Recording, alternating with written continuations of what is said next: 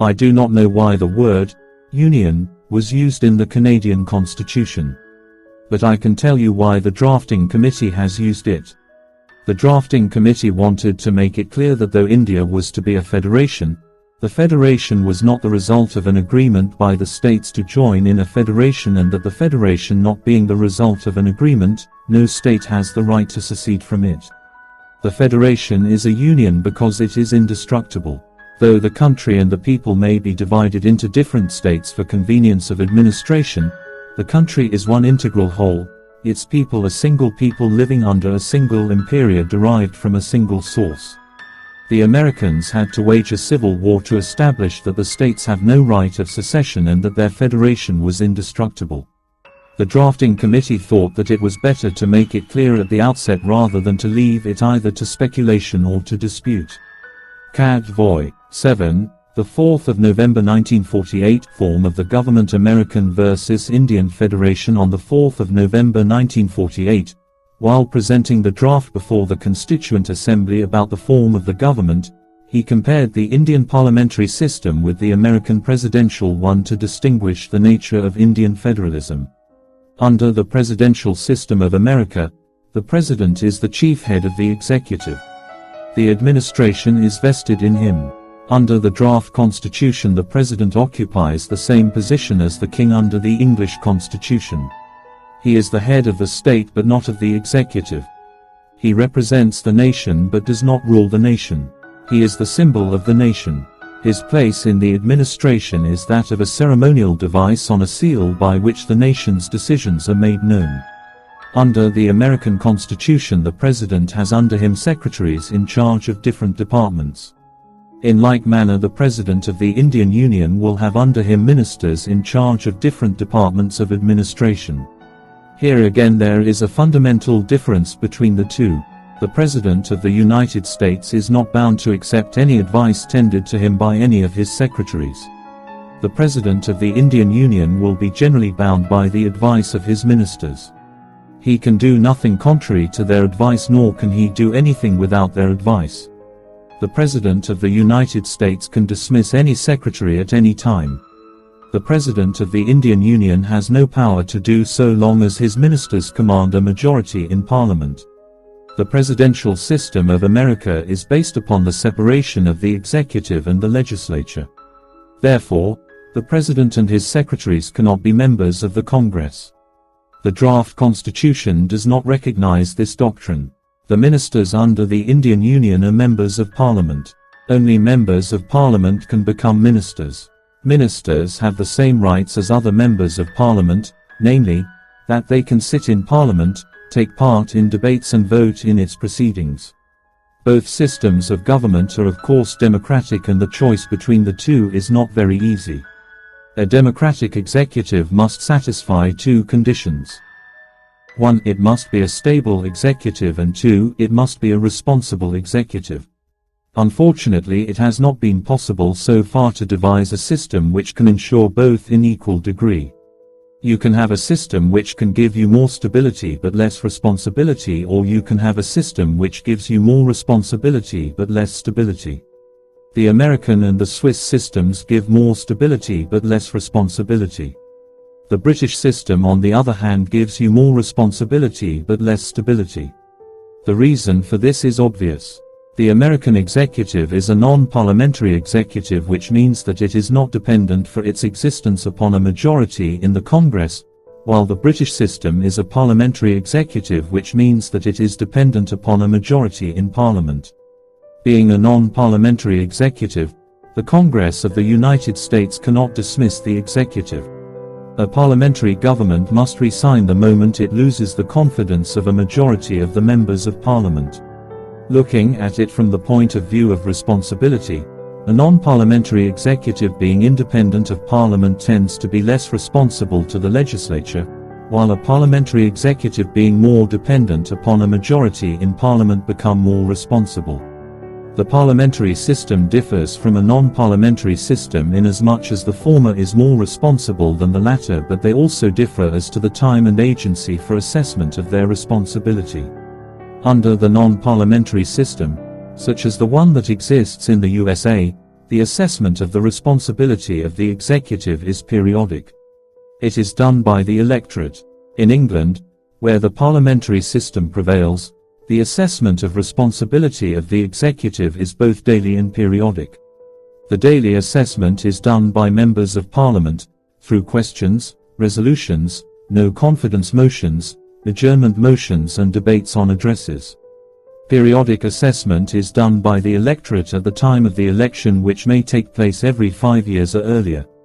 The daily assessment of responsibility, which is not available under the American system, it is felt far more effective than the periodic assessment and far more necessary in a country like India. The draft constitution, in recommending the parliamentary system of executive, has preferred more responsibility to more stability.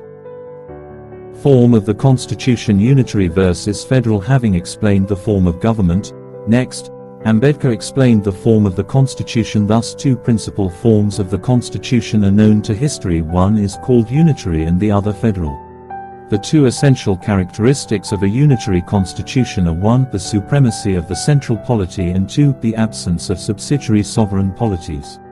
Contrariwise, a federal constitution is marked 1. By the existence of a central polity and subsidiary polities side by side, and 2. By each being sovereign in the field assigned to it. In other words, federation means the establishment of a dual polity. The draft constitution is federal constitution inasmuch as it establishes what may be called a dual polity. This dual polity under the proposed constitution will consist of the Union at the center and the states at the periphery, each endowed with sovereign powers to be exercised in the field assigned to them respectively by the Constitution. This dual polity resembles the American Constitution. In the same way, the Indian Constitution proposed in the draft constitution is not a league of states, nor are the states administrative units or agencies of the Union government. Here, however, the similarities between the Indian and the American Constitution come to an end. The differences that distinguish them are more fundamental and glaring than the similarities between the two. The question of citizenship: Ambedkar sought to bring out the uniqueness of the Indian Federation. For him, the points of difference between the American Federation and the Indian Federation are mainly two. In the USA, this dual polity is followed by a dual citizenship. In the USA, there is a citizenship of the USA, but there is also a citizenship of the state.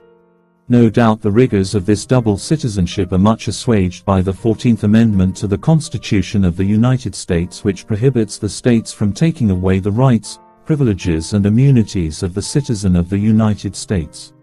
At the same time, as pointed out by Mr. William Anderson, in certain political matters, including the right to vote and to hold public office, states may and do discriminate in favor of their own citizens. This favoritism goes even farther in many cases. Thus, to obtain employment in the service of a state or local government, one is in most places required to be a local resident or citizen. Similarly, in the licensing of persons for the practice of such public professions as law and medicine, residence or citizenship in the state is frequently required, and in business where public regulation must necessarily be strict, as in the sale of liquor, and of stocks and bonds, similar requirements have been upheld. The proposed Indian Constitution is a dual polity with a single citizenship. There is only one citizenship for the whole of India. It is Indian citizenship. There is no state citizenship. Every Indian has the same form of citizenship, no matter in what state he resides. The dual polity of the proposed Indian Constitution differs from the dual polity of the USA in another respect. In the US, the constitutions of the federal and the states governments are loosely connected. In describing the relationship between the federal and state government in the USA, Bryce has said, "The central or national government and the state governments may be compared to a large building and a set of smaller buildings standing on the same ground, yet distinct from each other. Distinct they are, but how distinct are the state governments in the USA from the federal government?" Some idea of this distinctness may be obtained from the following facts. First is concerned with the subject to the maintenance of the republican form of government. Each state in America is free to make its own constitution. Second, that the people of a state retain forever in their hands, altogether independent of the national government, the power of altering their constitution. Ambedkar pointed to certain special features of the proposed Indian Federation which mark it off not only from the American Federation but from all other federations. All federal systems including the American are placed in a tight mold of federalism. No matter what the circumstances, it cannot change its form and shape. It can never be unitary. On the other hand, the draft constitution can be both unitary as well as federal according to the requirements of time and circumstances. In normal times, it is framed to work as a federal system. But in times of war it is so designed as to make it work as though it was a unitary system. Once the President issues a proclamation, which he is authorized to do under the provisions of Article 275, the whole scene can become transformed and the state becomes a unitary state. The Union under the proclamation can claim if it wants 1. The power to legislate upon any subject even though it may be in the state list, 2. The power to give directions to the states as to how they should exercise their executive authority in matters which are within their charge, 3. The power to vest authority for any purpose in any officer, and 4. The power to suspend the financial provisions of the Constitution. Such a power of converting itself into a unitary state no federation possesses. This is one point of difference between the federation proposed in the draft constitution, and all other federations we know of. Features of Indian Federation. Ambedkar compared the Indian Federation not only with that of the USA but also with other existing federations. By comparing different countries' constitutions, Ambedkar discusses the features of Indian federalism such as rigid versus flexible constitution, single judiciary, division of power, freedom of states with strong emergency power residing with the union government. Rigidity and flexibility of the constitution. Ambedkar argued this is not the only difference between the proposed Indian Federation and other federations. Federalism is described as a weak if not an effete form of government. There are two weaknesses from which federation is alleged to suffer. One is rigidity and the other is legalism. That these faults are inherent in federalism, there can be no dispute. A federal constitution cannot but be a written constitution, and a written constitution must necessarily be a rigid constitution. A federal constitution means division of sovereignty by no less a sanction than that of the law of the constitution between the federal government and the states, with two necessary consequences: 1. That any invasion by the federal government in the field assigned to the states and vice versa is a breach of the Constitution, and 2. Such breach is a justifiable matter to be determined by the judiciary only. This being the nature of federalism, a federal constitution has been found in a pronounced form in the Constitution of the United States of America. In order to avoid rigidity and legalism from federalism, Ambedkar divided the articles of Constitution into two groups. The second means adopted to avoid rigidity and legalism is the provision for facility with which the Constitution could be amended. The provisions of the Constitution relating to the amendment of the Constitution divide the articles of the Constitution into two groups. In the one group are placed articles relating to the distribution of legislative powers between the center and the states, b. the representation of the states in Parliament, and c. the powers of the courts. All other articles are placed in another group. Articles placed in the second group cover a very large part of the Constitution and can be amended by Parliament by a double majority, namely, a majority of not less than 2/3 of the members of each House present and voting, and by a majority of the total membership of each House. The amendment of these articles does not require ratification by the states. It is only in those articles which are placed in Group 1 that an additional safeguard of ratification by the states is introduced. One can therefore safely say that the Indian Federation will not suffer from the faults of rigidity or legalism. Its distinguishing feature is that it is a flexible federation. Division of authority. Ambedkar points out that the division of authority between legislature, executive and judiciary makes the Indian Constitution different from other constitutions. However, this division of authority might create chaos. So Ambedkar opines that a single judiciary, common all India services and uniform civil, criminal, fundamental laws shall bring in uniformity in the Indian Federation. He wrote, there is another special feature of the proposed Indian Federation which distinguishes it from other federations. A federation being a dual polity based on divided authority with separate legislative, executive and judicial powers for each of the two polities is bound to produce diversity in laws, in administration and in judicial protection. Up to a certain point this diversity does not matter. It may be welcomed as being an attempt to accommodate the powers of government to local needs and local circumstances. But this very diversity, when it goes beyond a certain point, is capable of producing chaos and has produced chaos in many federal states. One has only to imagine 20 different laws if we have 20 states in the union of marriage, of divorce, of inheritance of property, family relations, contracts, torts, crimes, weights and measures, of bills and checks, banking and commerce, of procedures for obtaining justice and in the standards and methods of administration.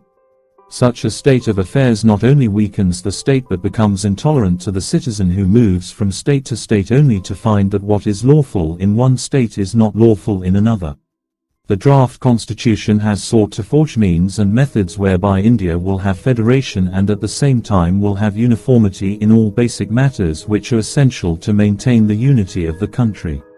The means adopted by the draft constitution are 3. A single judiciary, 2. Uniformity in fundamental laws, civil and criminal, and 3. A common all India civil service to man important posts.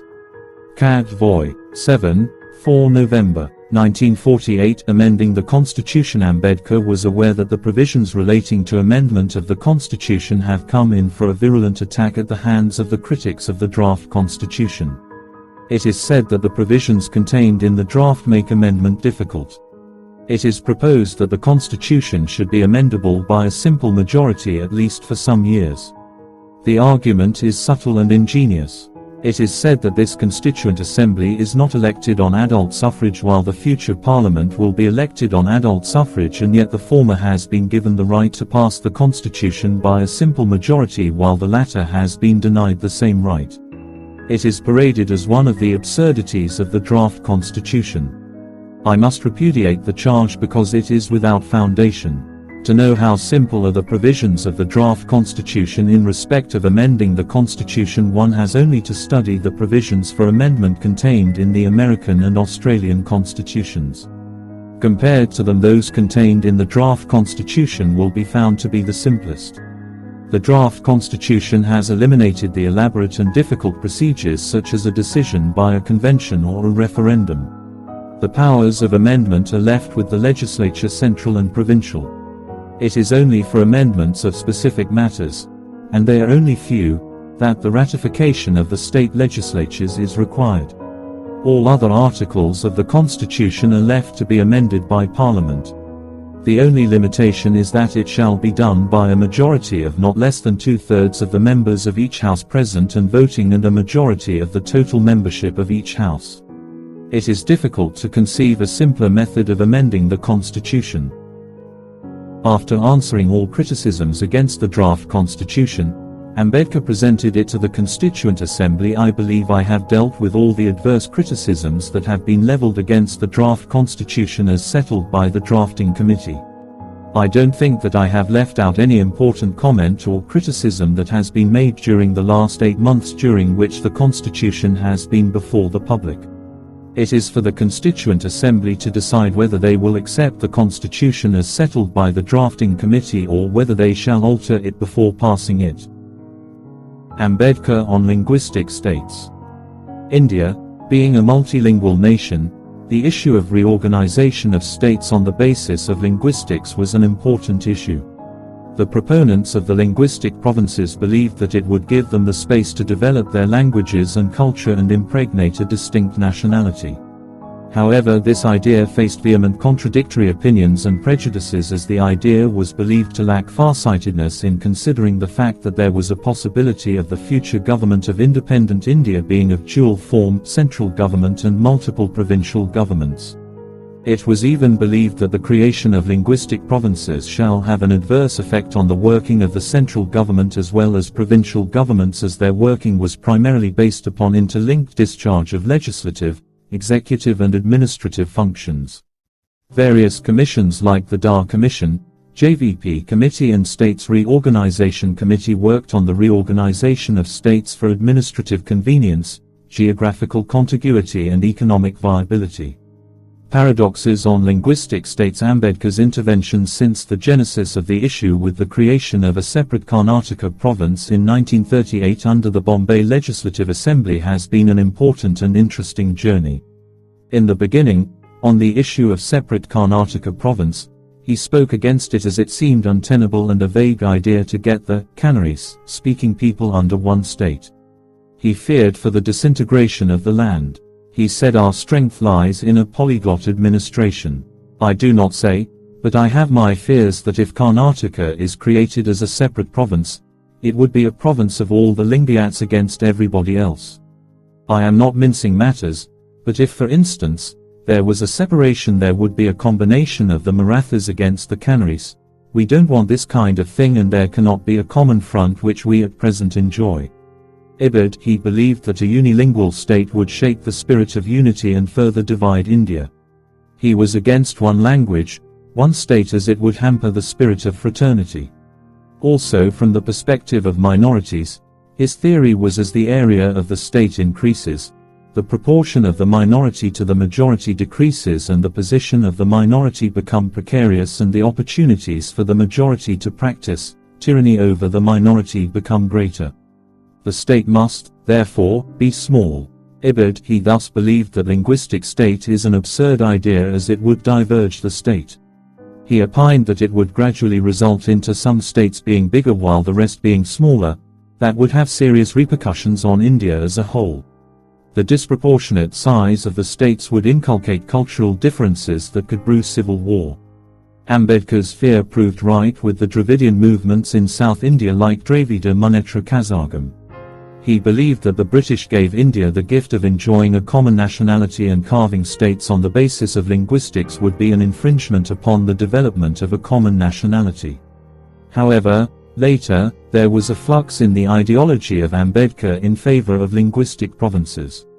In the States Reorganization Commission, Ambedkar himself gave a different argument regarding state reorganization and the question of language, because of the changing circumstances. Also, due to the fact that he got a complete picture of the problem, on the publication of the report of the States Reorganization Commission, he thought responsibility was more important than consistency. Moreover, he was examining the entire problem de novo from the point of view of the minorities also. Ambedkar's remedies. His definition of linguistic province was the following: by a linguistic province, I mean a province which by the social composition of its population is homogeneous and therefore more suited for the realization of those social ends which a democratic government must fulfill. In my view, a linguistic province has nothing to do with the language of the province. In the scheme of linguistic provinces, a language has necessarily to play its part. But its part can be limited to the creation of the province, that is for demarcation of the province. Ambedkar viewed linguistic provinces as means to strengthen the democratic setup of the government and vice versa. He observed that linguistic provinces would make democracy work better than it would in mixed provinces. A linguistic province produces what democracy needs, namely social homogeneity.